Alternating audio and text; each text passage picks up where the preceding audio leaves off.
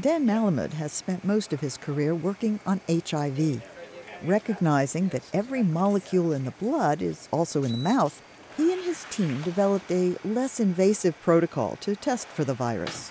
One of the unique things is that we try as much as possible to use saliva rather than blood, because people find they don't mind spitting in a tube, but they don't want a needle up their arm. The two-part diagnostic protocol tests for the nucleic acid of the virus and then looks for antibodies such as immunoglobulins.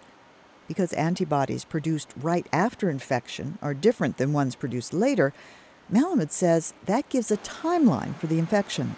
IgM antibodies come up quite fast, and IgG antibodies come up later. So if we have a sample with nucleic acid and IgM, we know the individual was recently infected. If we have a sample, there's no nucleic acid, there's no IgM, but there's IgG, we know that they were infected a long time ago.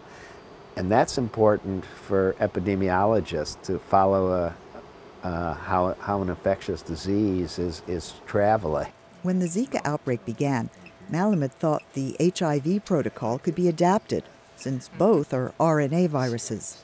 With Zika samples from Brazil, his team was able to identify the virus's nucleic acid, as well as Zika-specific antigens for detecting antibodies to it. Maita Sabaltha, a postdoctoral associate testing the Zika samples, says those Zika-specific antigens are key to a correct diagnosis. Because the Zika virus infection is asymptomatic, only 1 in 5 present symptoms, and the symptoms are similar to other viral infections. So it's very difficult, based on the clinical symptoms, to diagnose for Zika.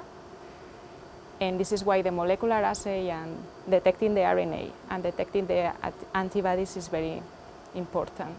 And because this test combines both nucleic acid and antibody assays, it can be completed in 1 hour or less, compared to the current procedure, which detects them separately and can take up to 4 weeks. The rapid Zika test is continuing to be validated, but the NYU team suggests its method could be applied to other infectious diseases, such as yellow fever, chikungunya, West Nile virus, and even dengue. I'm Faith Lapidus, VOA News.